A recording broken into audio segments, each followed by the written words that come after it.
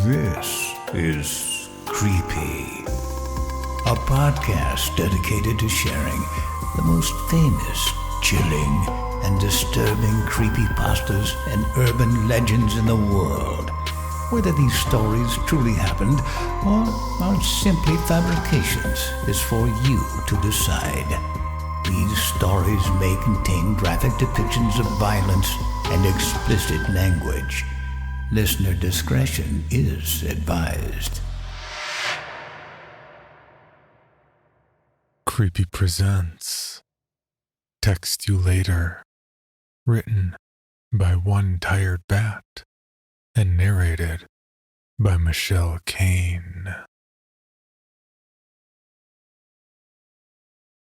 If you're reading this right now, I'm going to ask you to do something very important.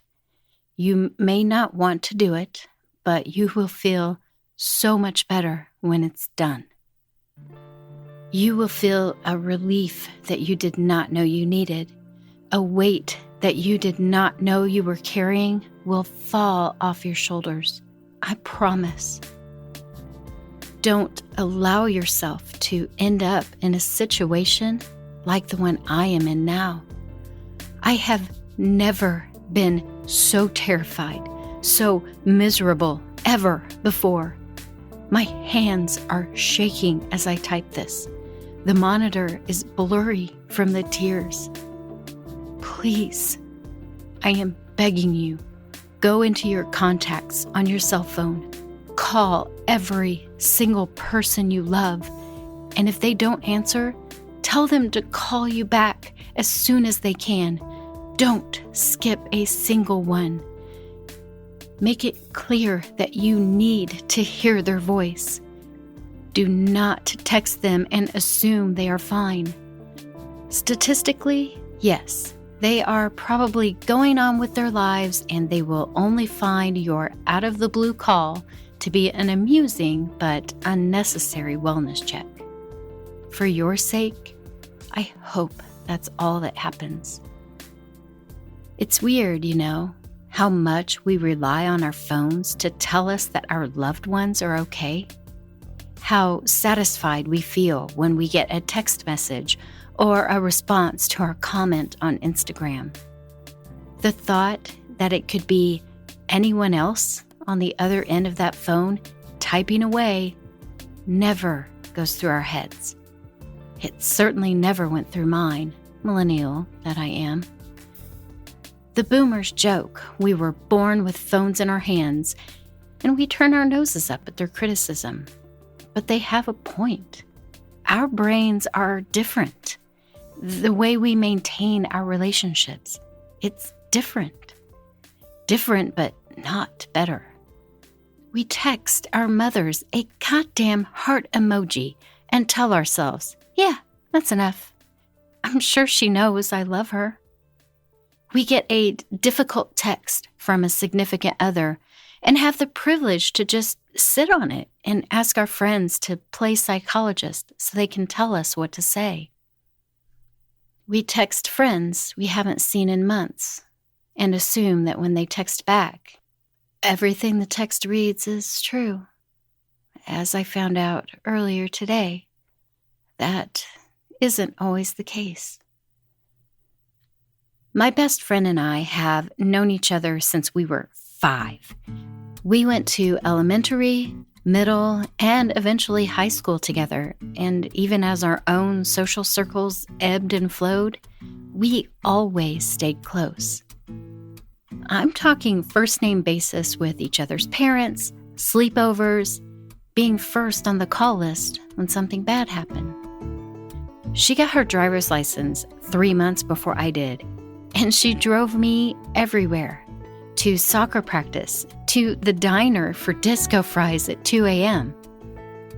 Home, after I got drunk with a boy I should not have let my guard down around. My parents still don't know about that night, and I don't know if I'll ever tell them. Long story short, Madison was practically my sister, my best friend. And when she went away to college, moving halfway across the country to pursue the sorority lifestyle I had always gently mocked her for wanting. I assumed that wouldn't change. I hoped it wouldn't, and it didn't. Not until sophomore year. I still knew her like the back of my hand. For the first year of our separation, we called each other every weekend, video called frequently enough that the people living on my dorm floor got used to the sound of her voice and noticed when she dyed her hair. We kept each other updated on grades, guys, and homesickness. Nothing felt all that different. I missed the way she smelled, but that was about it. Yeah, I know it sounds creepy. Fuck off. You all know exactly what I mean. The people that you love always smell a certain way, and it's comforting. It's not something you notice until you've been reunited after a long separation. It's like coming home. Unfortunately, time's arrow marches forward, and the calls became less frequent. If she noticed this subtle change, she never voiced it to me, but by summertime, I almost felt weird about calling her up to make lunch plans. Time does this to us. If too much of it passes by, it becomes harder and harder to rekindle the flame. We doubt ourselves. We stay in stasis. We tell ourselves that this is just how things are now, and besides, don't we have new friends that need our attention more? Why dedicate the precious hours we have left after classes and schoolwork to someone who hasn't called us in 3 weeks, when your neighbor just knocked on your door with a bottle of wine and a smile on their face? By junior year, my best friend and I communicated solely through text. Don't get me wrong. When we got to texting, we got to texting. We went whole hog. GIFs, strings of nonsensical emojis, novel after novel of blue bubble confessions and life updates. We'd text for so long our thumbs would cramp up, and then we'd text each other about our thumb cramps, and everything felt normal for a little bit. But then the last text of the conversation would be sent, and my thumbs would linger over the keyboard. Wasn't there more to say? Could I keep the conversation going longer? Was I being needy? Was I annoying her? And every time, I'd put the phone down and find something else to do. The cycle would repeat, not frequently enough for our conversations to feel meaningful, until 6 months ago. Keep in mind that I am now a senior. At that point, she and I had not spoken for over a year. Sure, I'd seen her face on Instagram, and I'd automatically double-tap the picture, no matter the subject matter. But we had not spoken in 13 months. I hadn't seen her over summer break either, because she had been studying abroad. I'd been annoyed that she hadn't made an effort to see me at all. The study abroad program had only been for a month. She could have given me at least an hour for coffee and a hug. So, when I got a text from her out of the blue, I was both surprised and annoyed. Her: "Hey, I miss you." Me: "Yeah? You didn't miss me over the summer." I admit I was being harsh, and I probably surprised her with my attitude. She didn't seem to understand why I was upset with her. Her: "Damn, someone's feeling feisty today." Me: "Girl, you blew me off all summer." Her: "What do you mean? You know I was in redacted." Me: "Yeah, and you came back halfway through July.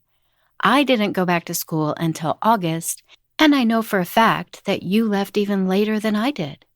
Her: "What do you mean you know for a fact?" Me: "You posted about it on Instagram." She didn't answer me for a few hours after that. I felt justified in my anger.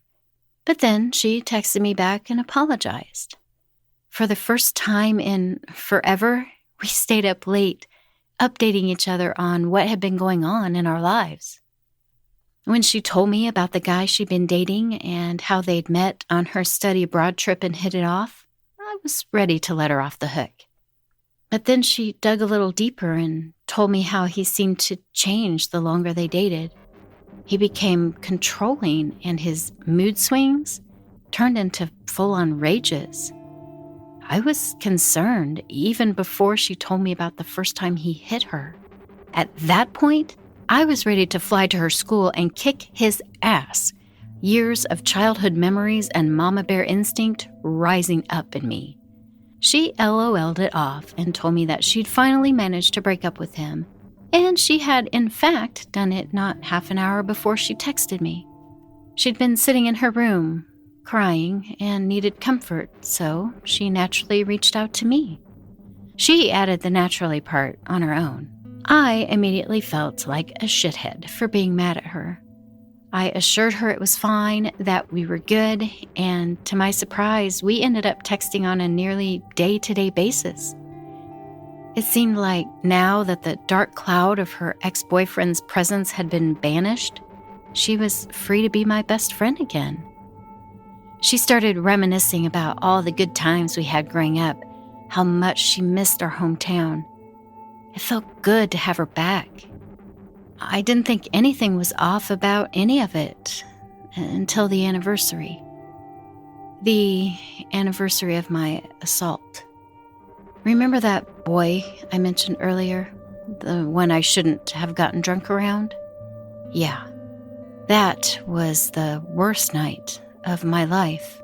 I'm still in therapy because of it.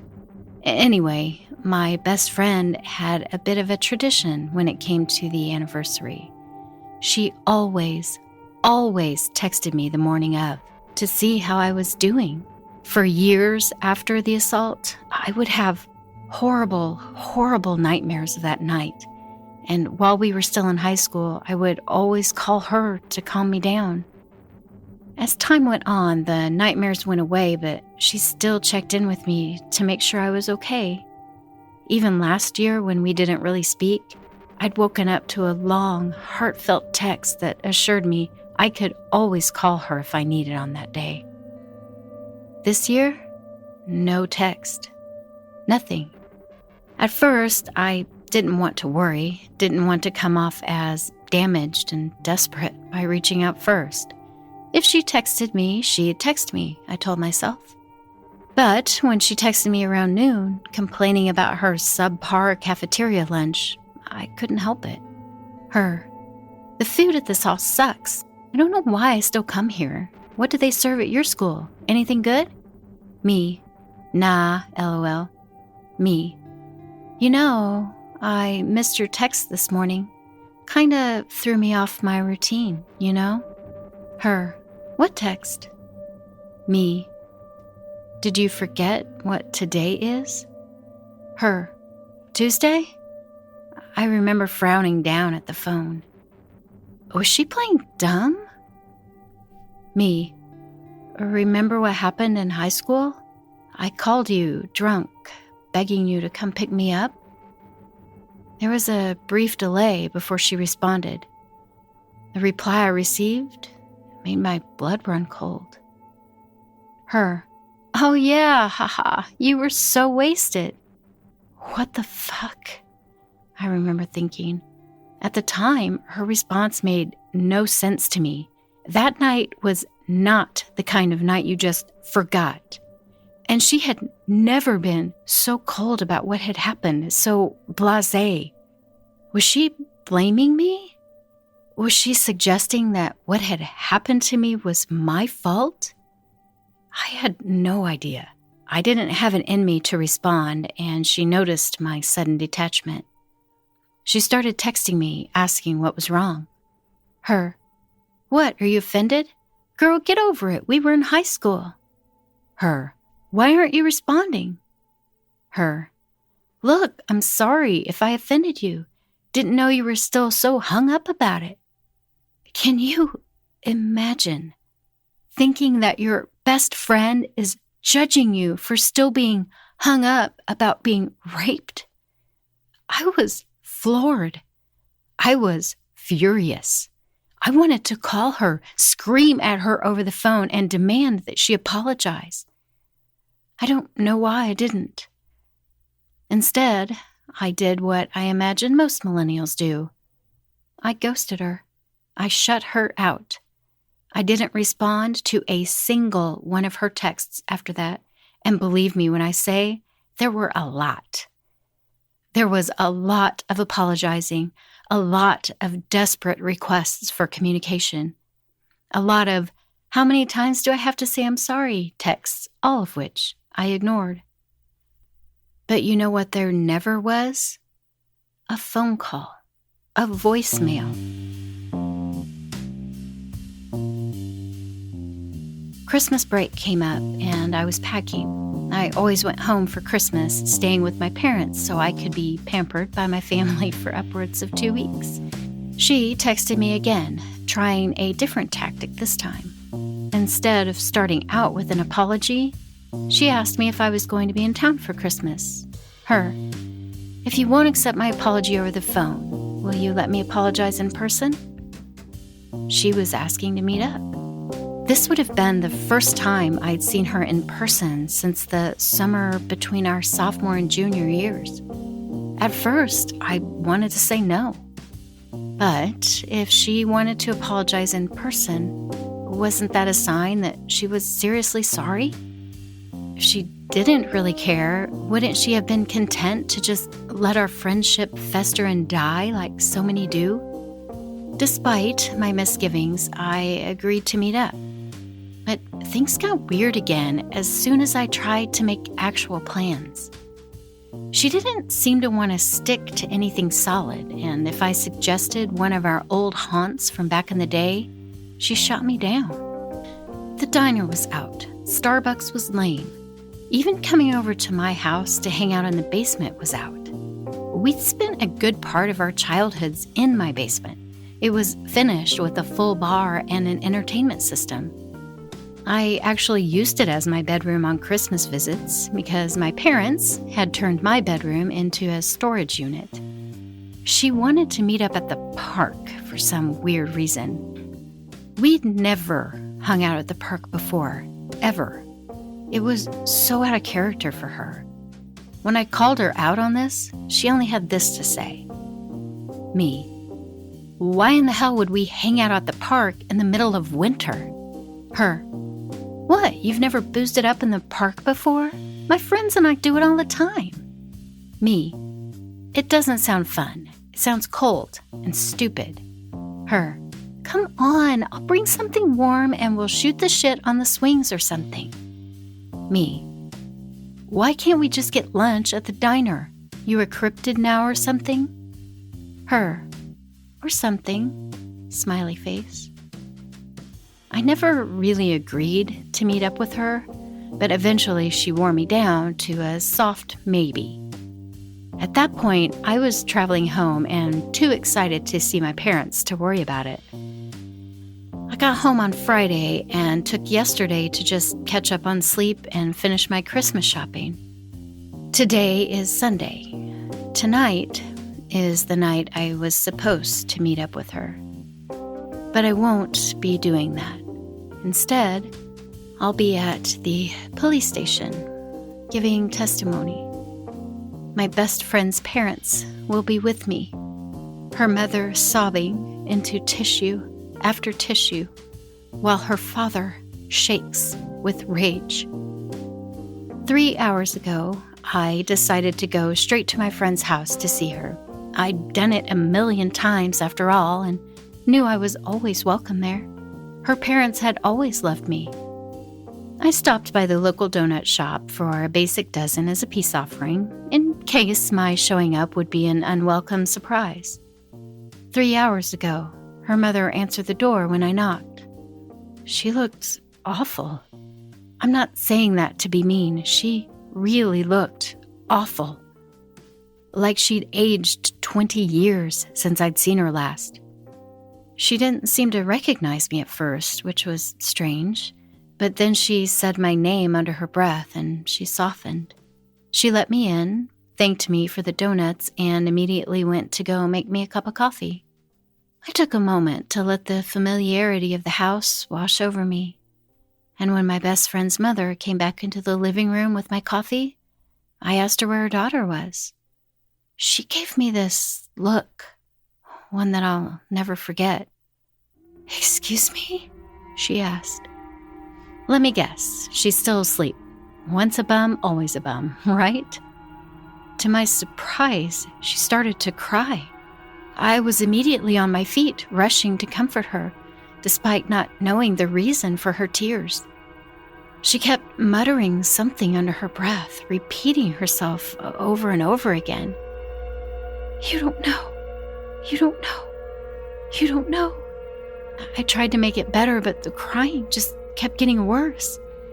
Eventually, I was able to herd her toward the couch, and at that point, I was relieved when my best friend's father appeared from upstairs. As he descended the staircase, demanding to know what was wrong, I couldn't help but notice how gray he'd gotten. When he saw me, his eyes widened, and he seemed to freeze. "She just started crying, Mr. Redacted. I don't know what I said that could have upset her." He nodded, acknowledging that he'd heard me, before gently pushing me out of the way. He knelt by his wife's side, gently shushing her as her tears fell faster and her cries turned into sobs. I looked on, helpless, until I realized that I could just find my friend on my own. I still knew where her room was. Maybe she would be able to help her mom calm down. I excused myself, but I don't think either one of them heard me, and I took off down the hallway in the direction of my friend's room. I saw the door shut tight with no light seeping up from underneath, and reached out to grasp the knob. A hand reached out from behind me to slam the door shut just as I started to pull it open. I jumped, shocked by the sudden closeness of the body hovering over me. It was her father. He had tears in his eyes as well. He laid his hand on my shoulder and asked me, very quietly, to rejoin them in the living room. "We don't go in there anymore," he said as he nodded toward the still shut room. "Why?" He didn't answer me, instead guiding me back down the hallway. Mrs. Redacted had gotten a hold of herself by that point, but was still shaking. I could tell when she grabbed both of my hands in hers. Mr. Redacted remained standing, arms folded. "Oh, honey," my best friend's mother said. "I'm so sorry. I'm sorry for scaring you. You caught me off guard, and I remembered that we had never called you to tell you what happened." My stomach sank. A bad feeling crept its way up my spine. "What do you mean?" That's when I found out that my best friend had been murdered 6 months ago. Her body had been found in her apartment. The same day, she texted me to tell me that she missed me. But she hadn't been the one texting me. No, by the time I'd gotten that text, the "Hey, I miss you" text, she had been dead for 40 minutes. I think I blacked out once I realized what that meant. I don't remember leaving their house. I don't remember driving home. The next thing I knew, I was at home, staring down at my phone. I was rereading the messages, looking for signs. My first innocent thought was, supernatural? Could this have been a ghost? No, it was worse than that. Much worse. I should have known something was wrong when my best friend didn't remember the anniversary of my rape. I should have known something was wrong when my best friend didn't want to meet up somewhere we could be seen. I texted my best friend for the last time an hour ago. I got a response 10 minutes later. And now I'm begging you, all of you, to call your friends, call your parents, If you haven't seen them in person in at least a month, call them. Hear their voices. Demand they send pictures. FaceTime them if you can. Make sure they're still alive. Make sure that the person you think you're talking to is actually there. Don't assume like I did. I spent 6 months of my life assuming that my best friend was still alive. 6 months. And all this time, I was talking to her murderer. Me. I know Madison was murdered. Who the fuck are you, and why are you doing this? Them.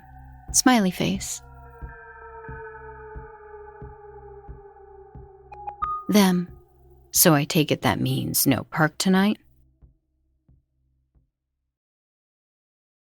For more information, including pictures and videos of the stories told on this podcast, or to suggest stories for future episodes, please visit us at CreepyPod on Twitter, Instagram, and Facebook, or email us at creepypod@gmail.com.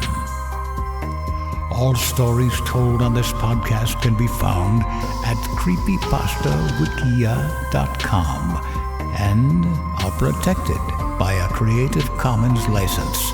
Some rights reserved unless otherwise stated.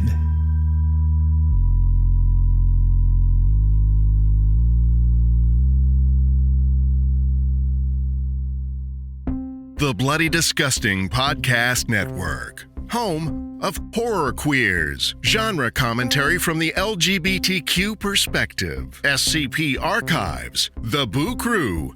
Listen free wherever you stream audio and at bloodydisgusting.com/podcasts.